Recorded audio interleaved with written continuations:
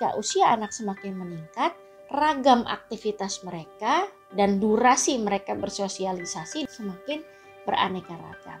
Ya.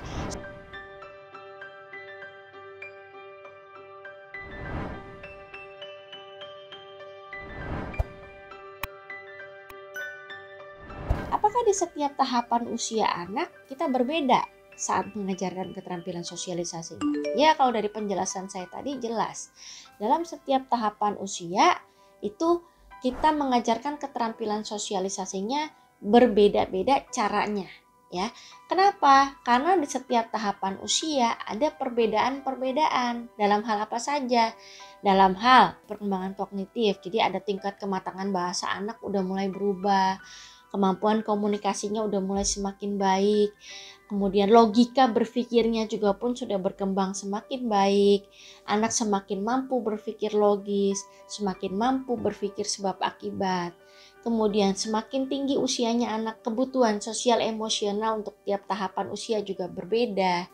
Ya, contoh anak usia 6 tahun ke atas dia sudah punya kebutuhan memang untuk terlibat dalam pertemanan, untuk tergabung dalam sebuah kelompok sosial, dan kemudian kebutuhan ini semakin meningkat lagi di usia remaja ya. Nah, kemudian kenapa berbeda juga di tahapan usia? Karena ketika usia anak semakin meningkat, ragam aktivitas mereka dan durasi mereka bersosialisasi dan tempat-tempat mereka bersosialisasi pun semakin beraneka ragam. Ya, sebagai contoh anak usia 4 tahun dengan usia 7 tahun. Usia 4 tahun ini biasanya masih di dalam rentang playgroup TK. Kemudian usia 7 tahun ini rentangnya di SD kelas 1 atau SD kelas 2 begitu ya.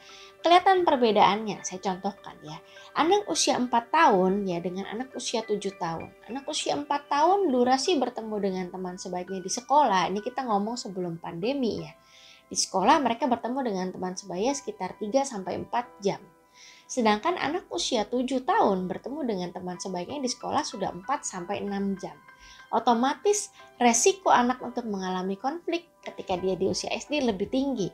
Kemudian durasi anak untuk terlibat dalam permainan berkelompok juga lebih tinggi ketika di usia SD. Kemudian anak usia 4 tahun, jenis permainannya kalau Anda lihat ya, mereka lebih banyak mainnya di imaginative play, kemudian permainan-permainan menyenangkan, main kejar-kejaran, lari-lari, perosotan begitu ya, kemudian banyaknya di role play. Nah, sedangkan anak-anak usia 7 tahun itu mulai masuk ke strategic games ya, permainan-permainan menggunakan strategi. Anak usia 7 tahun udah mulai main kartu, terus kemudian udah mulai main game-game strategi, game online ya, udah mulai terlibat dalam banyak proyek-proyek kreatif bersama, kemudian juga udah mulai terlibat dalam permainan kelompok yang tidak hanya fun. Kalau dulu mungkin sekedar lari-lari kejar-kejaran tidak ada aturan, tapi ketika sudah SD mereka mulai masuk ke permainan bersama yang fun dan ada aturannya, seperti sport misalnya, basket, bulu tangkis, sepak bola dan lain sebagainya. Nah, perbedaannya lagi contohnya anak usia 4 tahun ya. Ketika mereka ngobrol, ketika mereka saling bicara, komunikasi, kontennya biasanya berupa cerita deskriptif. Cerita menggambarkan sesuatu. Kemarin aku begini, lihat aku punya ini, bonekaku warnanya merah. Kemarin little ponyku hilang, berupa cerita deskriptif ya. Dan pertanyaan-pertanyaan diajukan oleh anak usia 4 tahun kepada temannya pun sederhana. Seperti misalnya, bonekamu warnanya apa? Bonekamu dikasih nama siapa? Pertanyaan yang sangat sederhana begitu ya. Nah, sedangkan untuk anak usia 7 tahun ya, mulai ada muncul jokes atau bercanda-bercandaan. Mulai muncul topik-topik yang sifatnya tidak hanya kelihatan di permukaan atau deskriptif, tapi juga abstrak. Jokes itu kan sifatnya abstrak ya, butuh berpikir abstrak.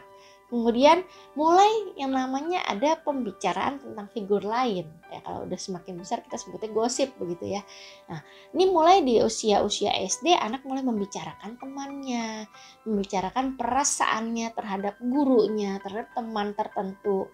Ya, jadi kontennya sudah berbeda. Nah, contoh lainnya lagi, anak usia 4 tahun ya. Ketika berteman kita suruh mereka pilih teman baik, mereka belum betul-betul paham apa itu teman baik. Semua teman baik adalah teman yang sering main, mungkin sering ketemu, atau yang duduk di sebelahnya dia waktu di sekolah. Nah, sedangkan ketika sudah SD, mereka mulai mengkategorikan bahwa oh, teman baikku ini adalah seseorang yang mungkin menyenangkan untuk aku ajak bermain, kemudian yang kesukaannya sama dengan aku, kemudian yang itu teman biasa, yang ini teman baik, yang ini teman yang tidak menyenangkan. Jadi mereka sudah mulai bisa mengelompok-kelompokkan. Yang mana yang teman biasa, mana yang teman akrab, yang mungkin nanti akan berkembang menjadi geng-gengan begitu ya. Nah, ini kurang lebih contohnya.